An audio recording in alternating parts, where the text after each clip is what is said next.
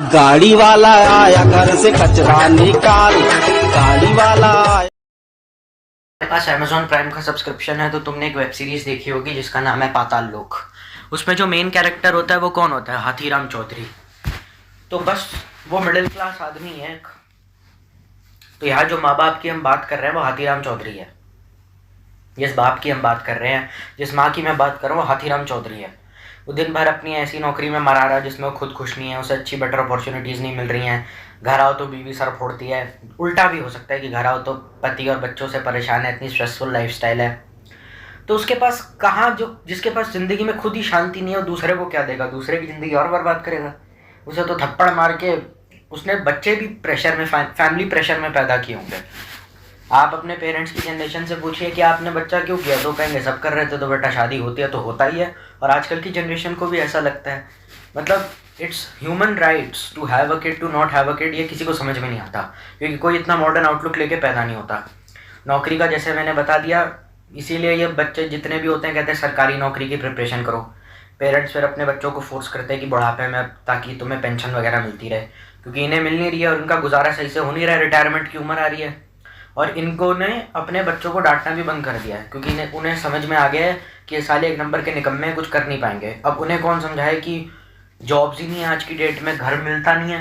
हम कितनी ख़राब जनरेशन में जी रहे हैं, इनको कभी समझ नहीं आएगा कि जॉब्स मिल नहीं रही हैं। हर जगह ले ओवर चल रहा है, 10-10 हज़ार एम्प्लॉय को ऐसे ही निकाल दिया जाता है। ऊपर से करप्शन तो चलो हमेशा से था, हर एक जनरेशन में था। उस ज़माने में भी लाइफ बहुत हार्ड थी, लेकिन उस ज़माने में लाइफ सिंपल थी। लोग इतना भीड़ चाल नहीं थी, कंपटीशन थोड़ा कम था और लोग सिंपल जीते थे। उस ज़माने में छोटी छोटी चीज़ों में खुशियाँ ढूंढी जा सकती थी। वो अलग बात है कि जैसे जैसे वो दौर ख़त्म होने लगा, अर्ली 2000s में वो दौर ख़त्म हो गया, पूरी तरीके से ख़त्म हो गया। जब से, हाँ मतलब ये था, तो तब चीज़ें ज़्यादा अच्छी थी। बच्चे भी तब शरीफ हुआ करते थे। बच्चे तब एक लेवल के हरामी और बदतमीज़ नहीं थे, तब बच्चे भी शरीफ थे और पेरेंट्स की सुनते थे। अब क्या है कि दोनों मेंटालिटीज़ के बीच में इतना गैप हो गया कि बच्चे माँ बाप की सुनते नहीं हैं, और जो बाप है उसने एक प्रोटेक्टिव शील्ड बना के रखी है। तेरे को इंग्लिश मीडियम स्कूल में डाला, तेरे को इतने बड़े कॉलेज में डाला, तेरी इतनी लाखों की फीस दे रहा हूँ, ठीक है। और वो बेटे को ऐसे देखता है कि मैंने ही पाल पोस के बड़ा करा है। वो पैसों की धौंस दिखाता है घर में, कंजूसी करता है घर में अपनी, मैंने ही पाल पोस के बड़ा किया है ऐसे, अब तू क्या बोलेगा मेरे आगे, क्या हैसियत है तेरी। बाप का ये एटीट्यूड रहता है। और माँ तो सारा दिन घर का काम करती है, और उससे भी किसी को कोई दिक्कत नहीं है, क्योंकि बिकॉज एक लड़की है जिसके पास पोस्ट ग्रेजुएशन की डिग्री है। मम्मी पापा के कहने पे उसकी ज़बरदस्ती शादी करा दी और वो बच्चे पैदा करके घूम रही है। वो भी बेचारी सारा दिन परेशान रहती है और कहती रहती है तुम्हें माँ नहीं नौकर चाहिए। तो ऐसे घर में तुम्हें फिर कहाँ से शांति मिल जाएगी? तो करे क्या?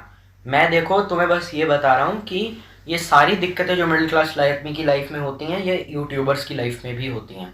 मैं सिर्फ एक पर्सपेक्टिव बता रहा हूँ। मैं कोई संत महात्मा नहीं हूँ कि मैं तुम्हें कोई जादू मंत्र दे दूंगा कि तुम्हारी सारी प्रॉब्लम दूर हो जाएंगी। ऐसा कभी हो नहीं सकता, क्योंकि जो सारी ज़िंदगी इनसिक्योरिटी में बिताए और अय्याशी में बिता दे, पैसा पागलों की तरह कमाए और बेकार की तरह उड़ाता रहे, तो वो खुद ज़िंदगी में अपनी औलाद को कुछ सिखा नहीं सकता। ऊपर से बागवान पिक्चर आ गई है, तो कभी भी कुछ भी बोलो तो एक सेल्फ डिफेंस मैकेनिज्म की तरह इस चीज़ को यूज़ करना शुरू कर दो कि हमने तुम्हें पाल पोस के बड़ा करा, हमने तुम्हारे लिए इतना करा, हम नहीं होता तो तुम्हारा क्या होता, तुम्हारी औकात क्या है इस घर में, तुम्हें तो कुछ आता ही नहीं है, तुम तो सारा दिन मेरे पैसों पर याची करते रहते हो। घर जो दिख रहा है ना, मैंने ख़रीदा है। घर में ये सबसे बड़ा झूठ है कि घर ये सारी सहूलियतें दी जा रही हैं। ये सब इसलिए दिया जा रहा है कि तुम दबा करके पैसे छापो, और फिर घर वालों से इज्जत या सम्मान नहीं मिलती, क्योंकि तुम्हें पैसा कमा के उन्हें भी तो देना है ना। वसूली का काम है, टिट फॉर टैट है। कॉर्पोरेट में भी तो ऐसे ही होता है। तुम्हारा काम ये खुद किसी की ज़िंदगी बर्बाद कर दे अपने ज्ञान के चक्कर में, और हमेशा बोलते रहते हैं ना कि हमने दुनिया देखी है, हमने दुनिया देखी है। इनकी दुनिया, ये जो कहते रहते हैं ना कि हमने दुनिया देखी है, हमें सब पता है, इन्हें कुछ नहीं पता है। थोड़ा बहुत ही पता है, इन्हें ज़्यादा कुछ नहीं पता है। इन्हें बस इतना पता है कि घर कहाँ से खरीदते हैं, कहाँ खरीदते हैं, कौन सा एसी लगाना है, कहाँ रेंट देना है। इन्हें इससे ज़्यादा कुछ नहीं पता। इनकी दुनिया बस यही है। और बहुत सारे बच्चों के दिमाग में इन्होंने ये आइडियोलॉजी फिट कर रखी है कि तुम्हारी ज़िंदगी बस एक 4x4 के कमरे से अलावा कुछ नहीं है। तो ये लोग खुद ही जब ज़िंदगी में कुछ जी नहीं पाए तो दूसरे की ज़िंदगी बर्बाद कर देंगे। कोई किसी की ज़िंदगी बर्बाद कर दे तो पापा तो है गुस्से, सुबह गुस्से, तो मैं अपना पैशन भी फॉलो नहीं कर सकता। अब मैं सिंगर बनना चाहता हूँ, यहाँ बैठ के MBA कर रहा हूँ, मुझे कुछ समझ में नहीं आ रहा। पिताजी की करोड़ों की फीस लग गई है, मुझे ड्रॉप आउट लेना है। ये सब चीज़ों का जवाब ना माँ बाप कभी दे पाए हैं, ना कभी दे पाएंगे ढंग से, क्योंकि इनको इनके बाप ने थप्पड़ मार के बीटेक में डाल दिया था कि जा वहाँ पे देखा रहा। जब यही अपने मन का नहीं कर पाए, जब इनके माँ बाप इन्हें ढंग से कुछ सिखा नहीं पाए, तो हमें क्या सिखाएंगे ये बाप? उस ज़माने में लोग अच्छे भी हुआ करते थे। Pankaj Tripathi is the best father anyone can get and including Nawazuddin Siddiqui. और फ्लाइंग बीस्ट भी एक अच्छा फादर है, मैंने देखा है, वो अच्छा आदमी है because he is living his life. तो ये है ना बात, मुझे इस बात से फ़र्क नहीं पड़ता कि कौन किसने कितना हार्डवर्क करा है, कितना स्ट्रगल करा है। At the end of the day we are living in the worst times ever. Over population हो रही है, रिजर्वेशन हो रही है, डीयू की कट ऑफ क्लियर नहीं हो पा रही है, इतनी दिक्कत हो गई है, तो फिर बचेगा क्या ऐसे में, ज़िंदगी कैसे जियोगे। लेकिन इनको ये बात समझ में नहीं आती, वो सेल्फ डिफेंस मैकेनिज्म पे आ जाते हैं, हमें मत सिखाओ, हमने जो करना था हमने कर लिया। मतलब बेसिकली ये 13 साल या 22 साल या 25 साल इसने नौकरी सिर्फ इसलिए करी ताकि जितनी जल्दी हो सके ये छुटकारा पा सके। और इसको बीवी भी ऐसी ही मिल गई थी, बिना सोचे समझे। लड़की शादी से पहले प्रेग्नेंट हो जाती है, उससे शादी कर लेते हैं और फिर बच्चा हो जाता है। ऐसी कोई रिश्तेदार की बेटी मिल जाती है आकर के, और ये लोग अकल भी नहीं लगाते। तो हमारी जनरेशन में यही होता है प्यार का मतलब। इतने ज़्यादा बेधड़क बदतमीज़ी और घटिया ज़िंदगी और इतना घटिया रिप्लाई मैंने आज तक नहीं सुना इन लोगों से, क्योंकि इनकी खुद की ज़िंदगी बर्बाद है लेकिन इनको दूसरों को ज्ञान देते हुए शर्म नहीं आती है लाइफ में।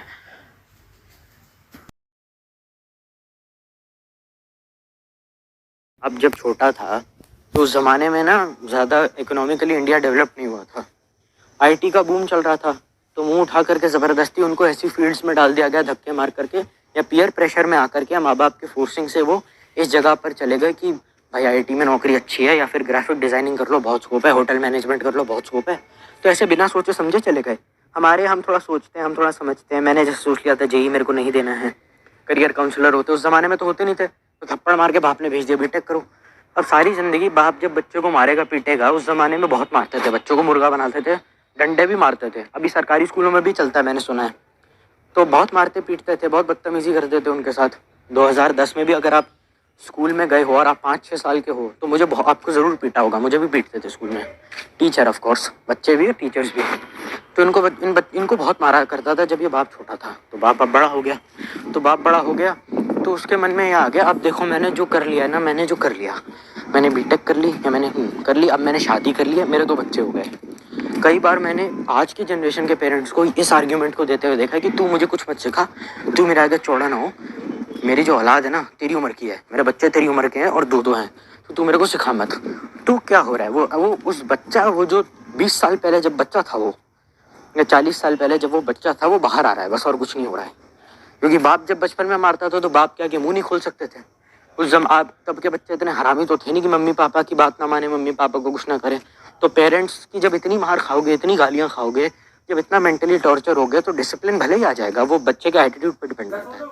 अगर तुम उनकी मार को ऐसे डिसिप्लिन लेते हो तो फिर ठीक है, तुम आगे जाके हो सकता है लाइफ में कुछ अच्छा कर जाओ, है ना। कभी कभार सलाह माँ बाप की काम आ जाती है, लेकिन हमेशा ऐसा होता रहेगा तो गड़बड़ हो जाएगी ना बहुत ज़्यादा। तो यही डिलेमा हुआ उनके साथ यही हुआ कि उनको तो इतना मारा पीटा, बहुत से ऐसे जो कड़वे हो गए, शॉर्ट टेम्पर्ड हो गए, दिमाग ख़राब हो गया। इन्जॉय वो फिर भी करते हैं अपने दोस्तों के साथ, अपने यार दोस्तों के साथ बिल्कुल ही, लेकिन वो बात बात पे गुस्सा हो जाते हैं। वो गुस्सा बस एक सेल्फ मैकेनिज्म है कि वो बच्चा रो रहा है, चीख रहा है, चिल्ला रहा है, जैसे होता है ना बच्चे को मार मूर दिया तो ऐसे करने लग गया, बस वो बच्चा बड़ा हो गया और हरकतें सेम कर रहा है।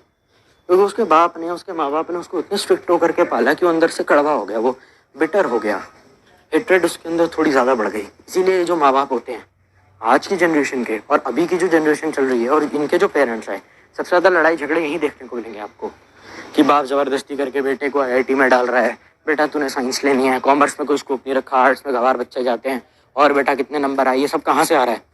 ये पुरानी जनरेशन से आ रहा है। और अगर तुम किसी बड़े को समझा दो क्योंकि जो तुम कर रहे हो अपनी लाइफ में वो सही नहीं है, तुम गलत कर रहे हो, आप बहुत गलत कर रहे हैं अंकल, तो वो he was just simply walk out and call of कि मुझे तो मत सिखाओ। बिटरनेस की वजह से शॉर्ट टेम्पर्डनेस, फ्रस्ट्रेशन और एंगर उसके अंदर इतना ज़्यादा बिल्ड हो गया है कि अब उसका ये एटीट्यूड हो गया कि अब तुम मेरे बच्चे हैं, बड़े हो गए, नौकरी कर रहे हैं, अब किसी के बाप में इतनी हिम्मत नहीं होनी चाहिए कि मुझे बता दे क्या सही है क्या गलत है। मेरी खुद की बीवी भी अगर ये कहती है तो भी मैं उसकी सुन लेता हूँ, लेकिन फिर भी मैं तब भी उठ करके चला जाता हूँ। मैं इतना बड़ा महान आदमी हूँ क्योंकि उसकी लाइफ में और कुछ बचा नहीं है कि अब मुझे कोई कुछ मत बोलना, क्योंकि मैंने सारी ज़िंदगी लोगों के ताने सहे हैं।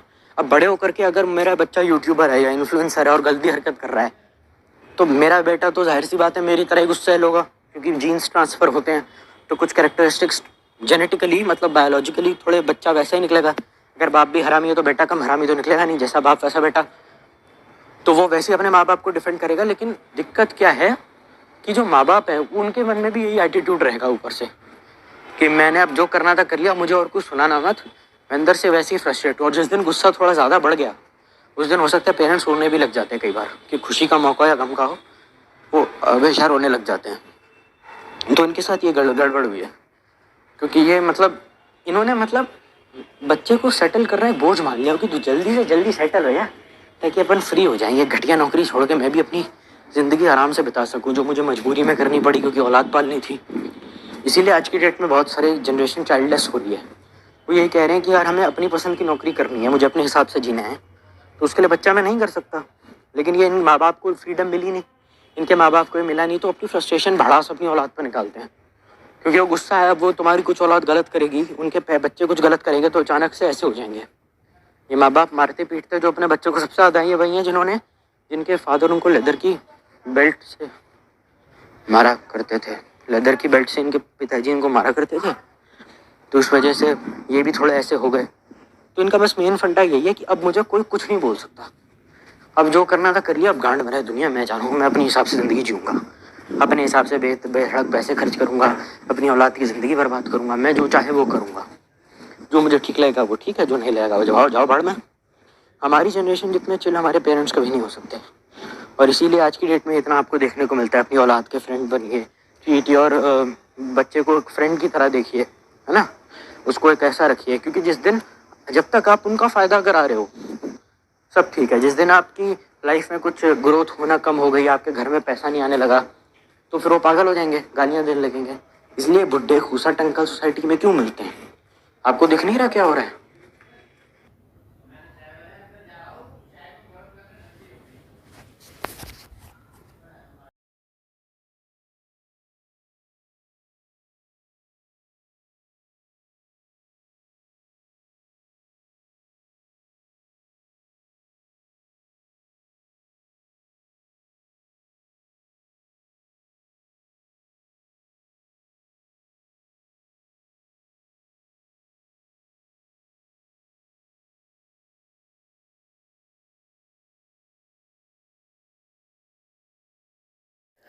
ठीक है भाई, तो फिर इतना ही कुछ था मेरे पास बोलने के लिए। अब ज़्यादा कुछ है नहीं मटेरियल मेरे पास, अब ज़्यादा बचा है नहीं इस टॉपिक पे बोलने के लिए। लाइक शेयर सब्सक्राइब अपने हिसाब से तुम लोग कर लेना। एम करता हूँ कम से कम 10 से 12 लाइक्स के लिए। इस वीडियो का मैं एक और सेकंड पार्ट लेकर आऊँगा अगर मुझे इस चीज़ों के ऊपर या किसी भी चीज़ के ऊपर और इन्फो मिलेगी। तो तब तक stay healthy, stay happy and stay safe. Bye.